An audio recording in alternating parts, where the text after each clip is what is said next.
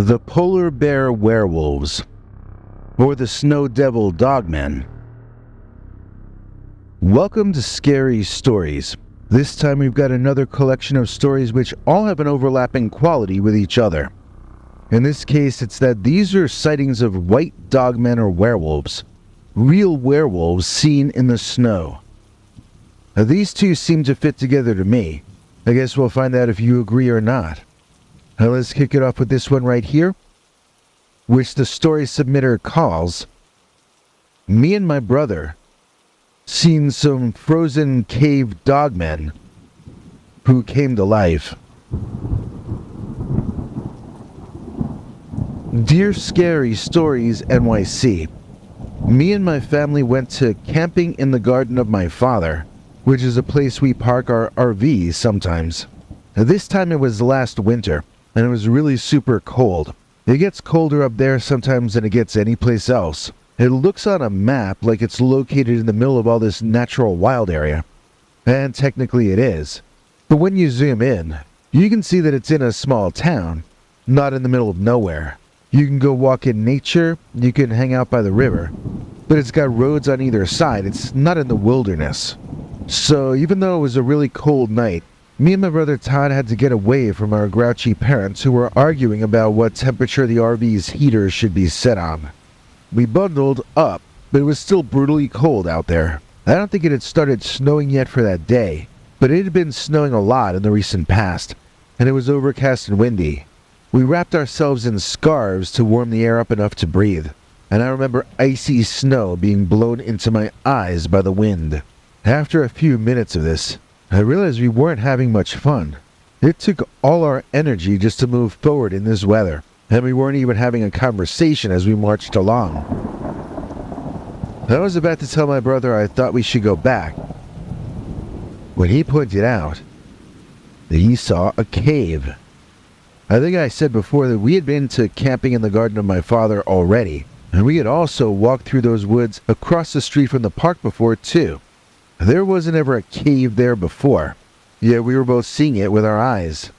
So we had to go closer and figure out what we were seeing that looked so much like a cave entrance. When we got up closer to it though, it looked more and more like what it was. And what it was this big dark hole leading forward, and then leading down into the earth. There was a faint mist coming from it, and when we got close, we could feel it was warmer inside. Now, I'm not talking about Florida warm. I'm talking about maybe it was 38 or 40 degrees American, or maybe 1, 2, 3 degrees Canadian. Just a little bit above freezing, but therefore warmer than it was out in the snow. The cave entrance was tall enough that we could bend over and walk into it, crouching down. The first thing we did, though, was bang our heads pulling back out of there, because it smelled so bad. Like rotting meat or something. Actually, that was probably what we were smelling exactly. Todd said it must have been a frozen dinosaur, or maybe one of those big hairy elephants. It was probably frozen in the ice and now it was thawing out. The idea of that was enough for us to go back in and look around.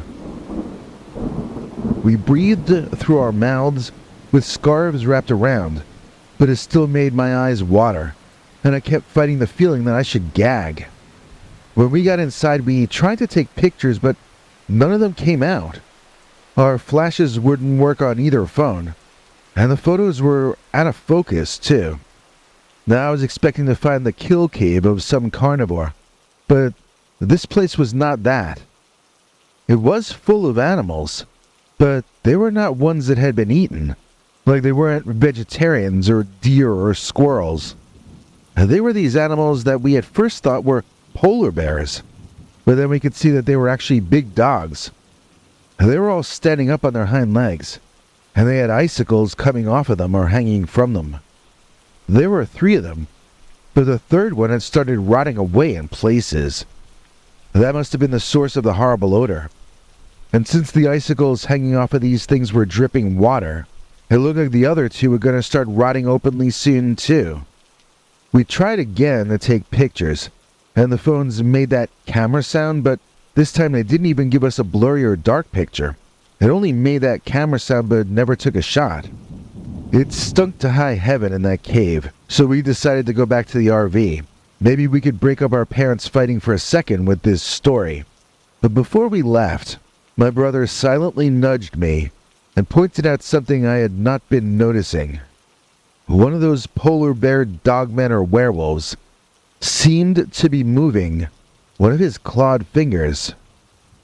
I wondered if maybe this was just the figure moving back and forth through some natural action because it was warming up and thawing out. But I also wondered if this was the animal coming back to life. Neither one of those things seemed like something we should want to stick around to see, though. So we left. When we got back to the RV, things seemed to have quieted down. We told our parents what I just told you, and my father seemed most intrigued. He was saying that me and my brother had stumbled onto a fairy cave. We told him we didn't see fairies. We saw white werewolf-type animals, frozen stiff.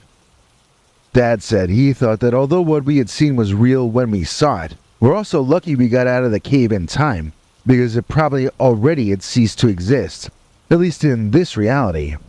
My mother started making noises like she didn't believe Dad, but Todd and I wanted to hear more of his theory.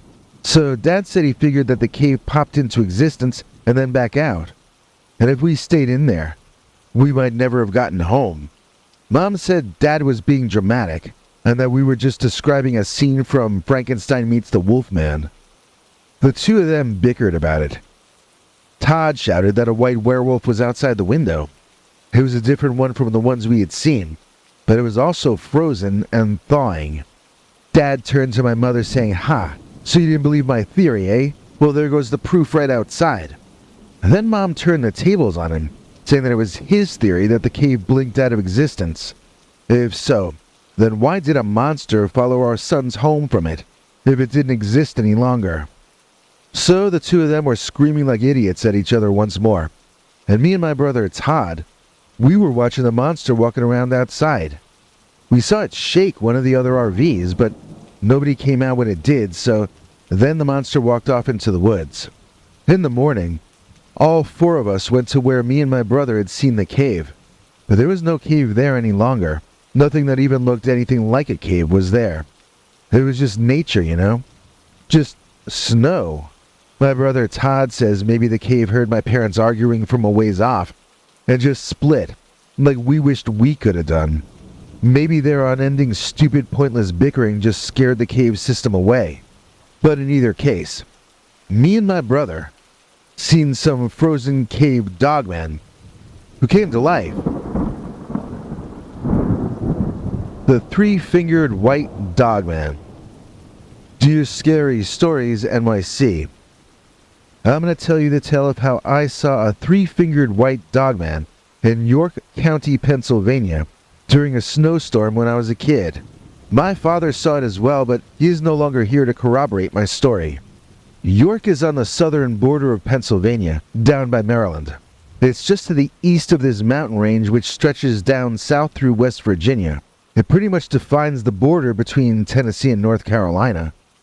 And people have been telling strange stories about those mountains since there have been people living there. Add one more story to that list. The white werewolf of Pennsylvania is real, or it was back in those days at least. And now, my cousin and her kids are living in the old house now, so I'm not going to tell you exactly where it is, but it wasn't far from Andersontown, which is to say that it was in a part of the state that is more heavily forested. The country, as my mother used to call it. My mother is from Brooklyn in New York City, and she said my dad was a country bumpkin. I don't remember what year it was, but it was the early 80s. Probably around 40 years ago now when I do the math. It was a really bad snowstorm, and it hit Pennsylvania hard. It was like 3 feet of snow, and drifts of it were well over 6 feet. It was an incredibly dangerous environment, but it was also a once-in-a-lifetime situation. So my father and I overruled my mother, and the two of us went for a walk in the worst snowstorm that either of us would ever see. Dad made me hold his hand, which I was embarrassed about since I was 13 by then, I would say. Too old to be holding your dad's hand, but the wind gusts would swoop up suddenly, and the ground was slippery. Dad told me he was afraid I would blow away and get my head smashed into a phone pole or something. After he said that, I clutched his hand tighter.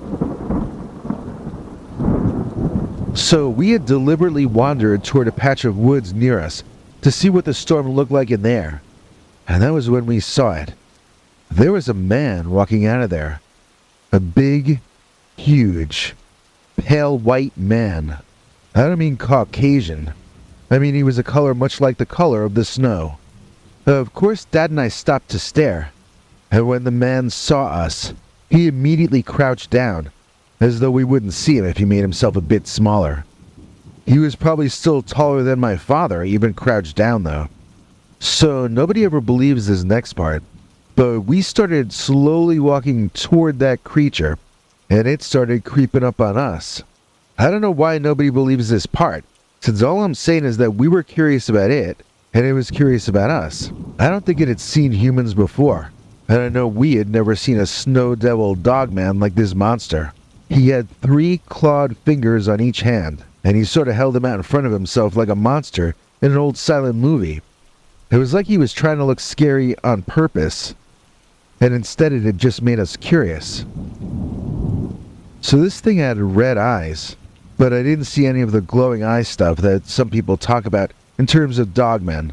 It's possible that this was an albino. Maybe the eyes were pink and I only interpreted them as red in the dark. Some people say we saw a skinny polar bear, but a polar bear walking through the woods in the middle of Pennsylvania in the early 80s would probably be an even bigger mystery than seeing a 3-fingered albino werewolf there anyhow.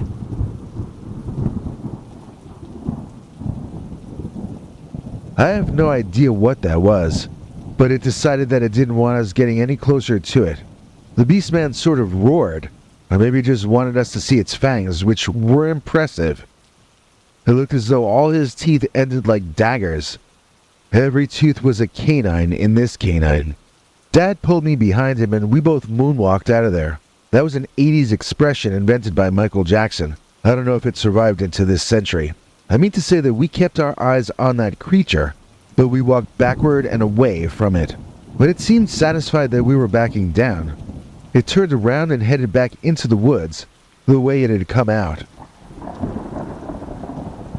While we walked home, Dad marveled at how the snowstorm was forcing creatures out of their normal locations.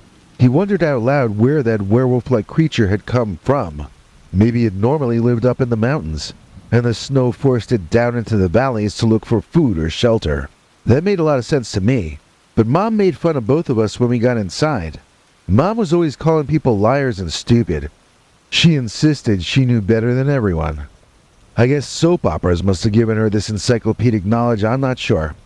To Mom, this story never happened, and men are just prone to exaggerating. What would we have been exaggerating that might have ended up being a story about a 3-fingered white werewolf-type dogman being seen in a snowstorm? I've found it insulting over the years how people will dismiss this story and roll their eyes without ever even giving an alternate theory that might explain what we were roared at by. We saw an animal with white fur that was taller than my dad even though it was bent over at the hip. What was it?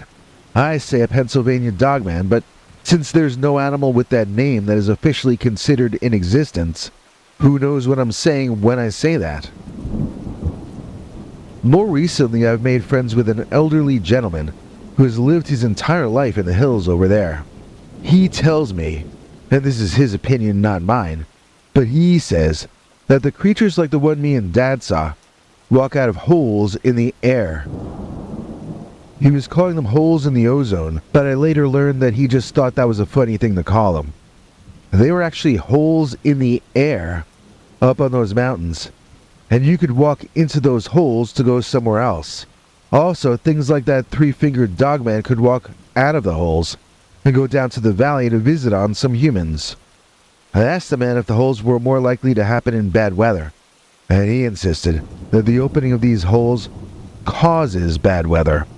The bigger the storm, the bigger the rip in the atmosphere. This is why human beings all instantly shudder when we hear thunder. It's because we know on some deep forgotten level of our subconscious that thunder and lightning and rain and snow means there's a distortion and a disturbance in reality somewhere near us. It's not a random act of the weather either. It's intelligently guided, intelligently opened, and it lets things through all levels of consciousness and intelligence. Light beings come through the portals and demonic monster things as well. The old man told me that the white-furred monster we saw was probably demonic. The three fingers were a dead giveaway according to him. He said we were lucky it seemed confused by the storm and by us. It must not have deliberately been there. It must have wandered into our world by accident on that night. If it had come here with malicious intent, though, then that old man told me that my dad and I would not have lived to tell the tale. I shiver all over just thinking about it. So there's just one more part to this. It's sort of almost like an epilogue, but it really happened. I guess this would have been around 1999 or 2000.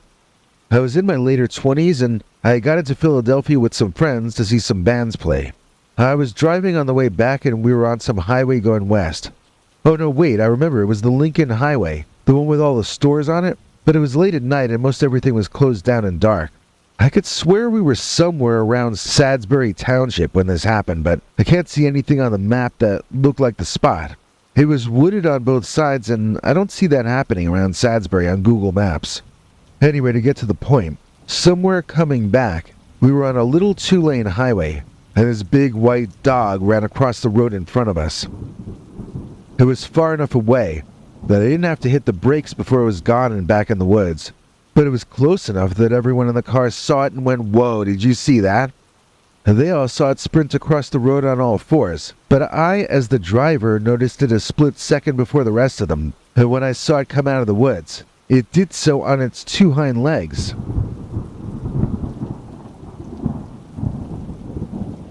I don't know if it saw us coming or what, but as it stepped out of the woodline, it fell forward onto its arms, and suddenly they were his front legs. He ran like a wolf would run, even though he was the size of a pony. That story was also a winter story, which makes me wonder why that would be. Do the white werewolves only come out in the snow, where they will be camouflaged? What do they look like the rest of the year? It's almost as though my witness encounters argue against it being real as much as for it being real. I really do think Pennsylvania is a weird state. Maybe the laws of nature are different here or something.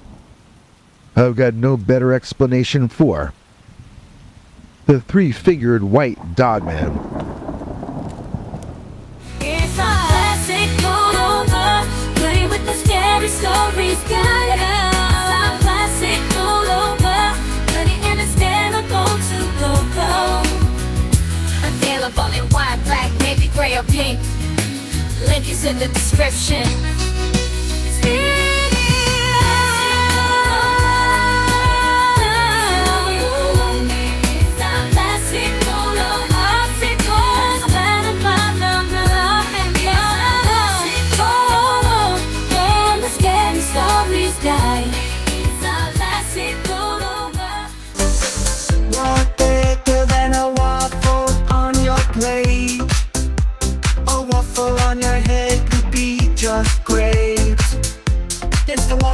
From NYC, scary fashion for spring. You see black, birch, camel, navy, rust or heather gray. One of these colors is just your way. Wear this hat and you'll be it. Link in the description for this vid. Your own scary stories, Waffle Beanie today.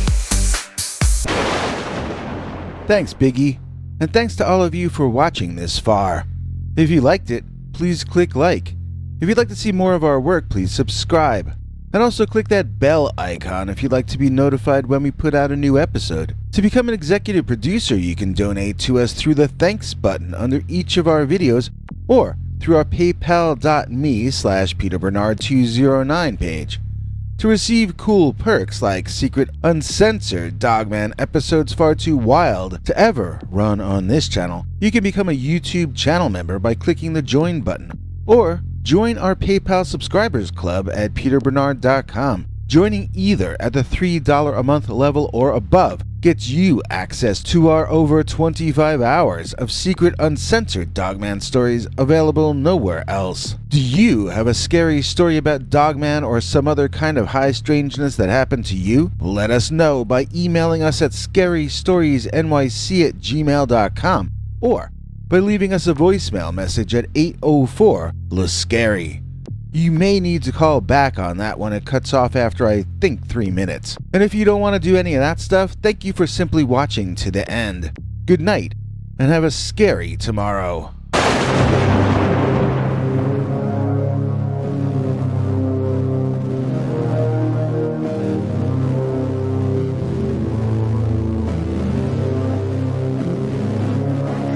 Come back for more scary stories.